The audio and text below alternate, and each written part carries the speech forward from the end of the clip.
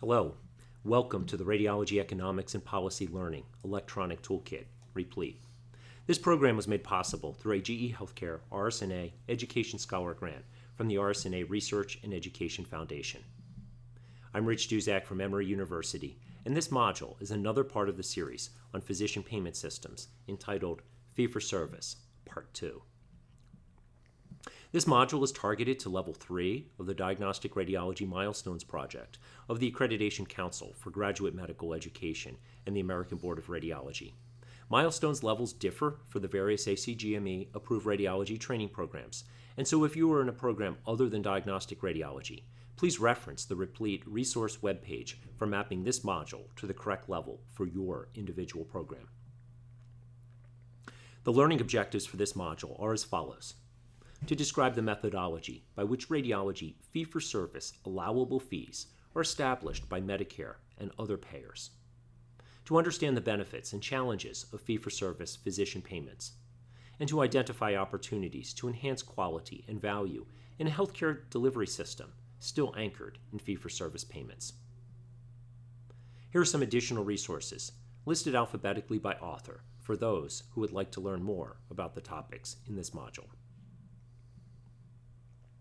In the last module, I introduced the concept of payment system evolution, moving from fee-for-service to pay-for-performance to accountable episodes.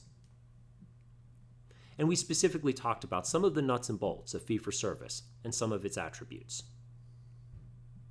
Remember, it's the very transactional way in which Medicare has paid for services to date. For radiologists, it largely applies to our professional payments and the technical payments for outpatient imaging, whether performed in the office or hospital setting. Bundle payments, as we'll talk about a couple modules down the road, are largely how hospitals currently get paid for their inpatient services. Overall, under traditional fee-for-service, how much you get paid depends upon how much you do, rather than necessarily how well you do it. That's one of the reasons that there's a push to pay for performance by Centers for Medicare and Medicaid Services, CMS, and many private payers. That, again, will be the topic of another module. At the end of the last module, I outlined for you some of the problems with fee-for-service. Payments are often unrelated to real value. Payments are often unrelated to the quality of the services rendered. Lucrative services are sometimes perversely incentivized, and supply can drive demand. These are some of the reasons that many folks think we need a better payment system. In the next few minutes, I'll walk you through this list so that you can understand these issues better and hopefully implement initiatives to mitigate them in your practices in your communities. We talked before about value. It's largely quality divided by cost, or bang for the buck. While there are no universal definitions of value, a number of components come into play. There will be a full module devoted to value down the road, but let me introduce some of the components that seem to resonate with many stakeholders as being important. Value increases when your outcomes are better. Value increases when service is better. Value increases when costs are lower. And value increases when appropriateness is maximized. And if you look at this as well, if the service wasn't appropriate in the first place, then you probably aren't providing incremental value. Somehow, all of those factors, and likely others, come together to contribute to whether a provider or a health system is providing value, which is ultimately our goal. But you know from a prior module, that's not how value was defined as part of the RBRVS. Remember, I told you that Dr. Shao took a cost accounting approach to value. That is, the physician work and practice expenses and malpractice expenses components of RBRVS were based on how much it cost to provide a service. That was their definition of relative value, not how much value the patient or society got as a result of that service. And so it has led to some pretty perverse negotiations as RVUs are determined. Remember my example of the debate on how many inches of tissue paper it takes to cover an exam table for a primary care visit, or the number of Kleenex that are typically used during a psychotherapy visit. And payments under fee-for-service are largely unrelated to the quality of the services rendered. Take this portable chest x-ray report, for example. It's detailed and thorough. The radiologist even compared the examination with multiple prior ones. and it has a succinct and actionable, I believe, impression. We've talked about how the national average Medicare fee schedule payment amount to a radiologist for this service is around $9. But that's also how much this radiologist got paid for this very real report, for a report that is essentially uninterpretable and devoid of any clinical value, sort of a voice recognition template gone bad. This is a good example of why many stakeholders are pushing for pay-for-performance metrics, again, the topic of our next module. Many radiologists frequently lament what we refer to as turf battles, meaning that things that have typically and historically been performed by radiologists have been, quote, taken over by non-radiologists. There are a lot of reasons for that happening. Maybe radiology practices aren't providing high enough quality services in their communities, and physicians choose to send their patients elsewhere. Or, as in some practices, interventional radiologists are not providing the same longitudinal clinical care that their competing colleagues from other specialties do. A lot of research over the last 2 decades has focused on interspecialty market share shifts. Here's an example from a recent paper in JVIR from Ahmed and colleagues looking at dialysis conduit angiography, a first step in dialysis graft or fistula angioplasty, stenting, and or declotting. Back in 2005, radiologists performed almost 2/3 of these services.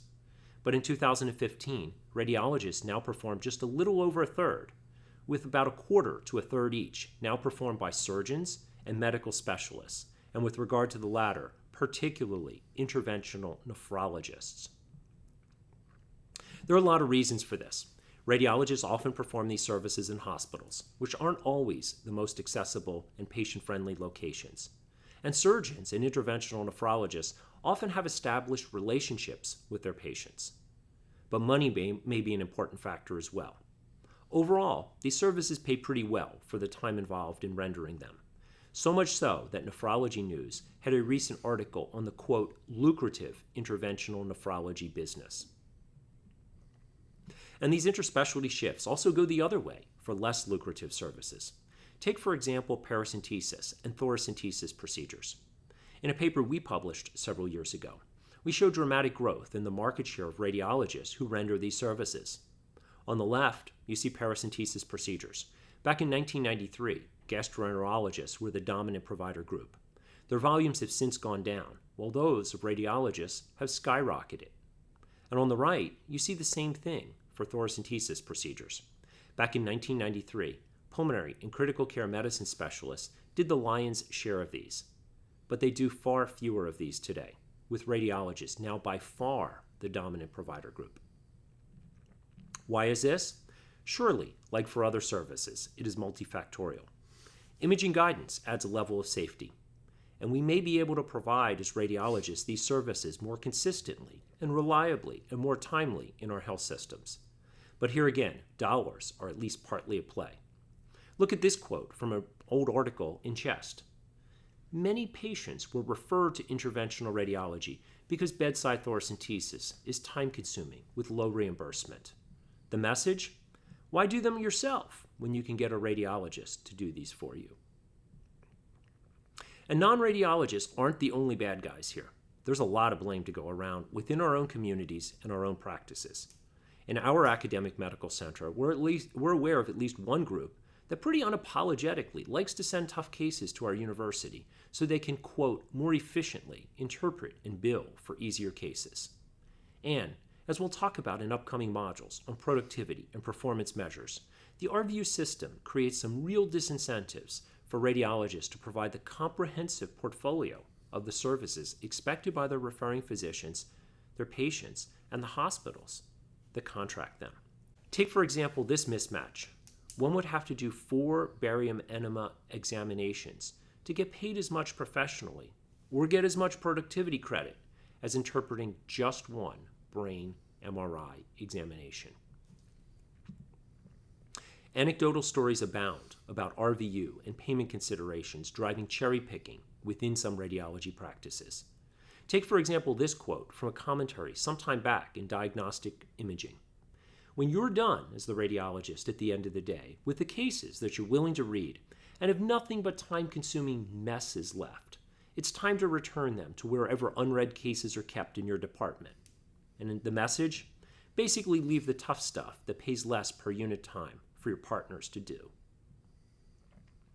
Fee-for-service has also been implicated as a big explanation for why there is so much variation in the utilization of healthcare services, and that includes medical imaging. Take, for example, this graphic from the Neiman Almanac looking at Part B Medicare spending on medical imaging. It varies great state to state for what is overall a similar population, that is, Medicare beneficiaries. In Ohio, on average, Medicare spends $57 per beneficiary per year on Part B imaging services. In Florida, it spends $334, about 6 times as much. No one knows the right answer as to how much is right, but a lot of critics say that utilization is way too much in Florida and New York and the other states that you see here in dark blue. The Healthcare Economics Group from Dartmouth University, in its well-known Dartmouth Atlas work, has pointed out this variation for a lot of healthcare services, and imaging seems to fall in line with their overall observations. They've attributed much of this variation to what they call supply-sensitive care. That means services where the supply of a specific resource has a major influence on utilization rates. Supply-sensitive care is the result of 2 things. First, differences in local capacity. Do you have more or less equipment? And secondly, a payment system, and they refer to fee-for-service, that incentivizes full deployment of that existing capacity. What does this mean? Well, where there's more hospital beds per capita in particular communities, patients will be more likely to be admitted to the hospital. And where there are more ICU beds, more patients will be cared for in ICUs. In areas where there are more specialists, there will be more specialist visits. And in areas where there are more CT scanners, obviously relevant to us, patients will more frequently undergo CT scanning.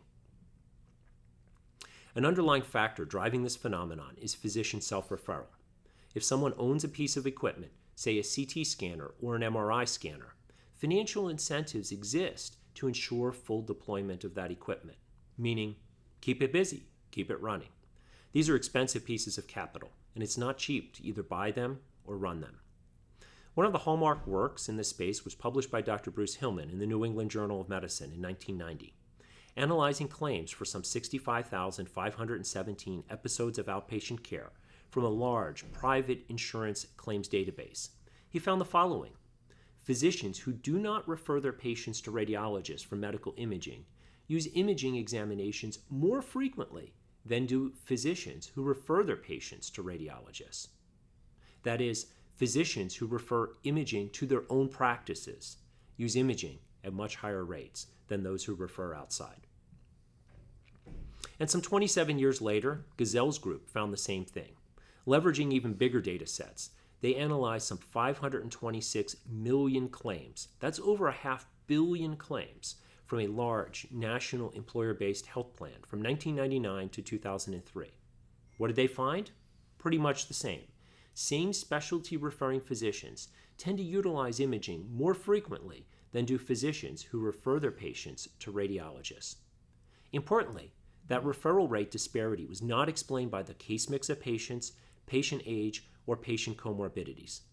Pretty clearly, dollars are involved, to at least some degree. Dr. Dave Levin commented on this in an editorial in 2004 in the New York Times entitled Me and My MRI. You can see the first couple paragraphs on the right and read the entire editorial online. Of note, he attributed this phenomenon to what he calls an irresistible urge to order as many imaging tests as possible, including many that aren't really medically necessary. Shouldn't there be a law against this? You may be asking yourself. And there is, sort of. In 1988, Congressman Pete Stark from California introduced the Ethics in Patient Referrals Act. His leadership on this issue, driven by the self-referral issues that I've already highlighted, was so strong that the law is referred to with his name, the Stark Law. And ostensibly, the Stark Law prohibits self-referral. Specifically, it prohibits referrals by a physician of a Medicare or Medicaid patient to an entity providing designated healthcare services, and that includes imaging, if the physician or an immediate family member of him or her has a financial relationship with that entity. That all sounds pretty good, but this still goes on a lot today. And that's because there's a loophole in the law big enough to drive a truck through. It's called the in-office ancillary services exception.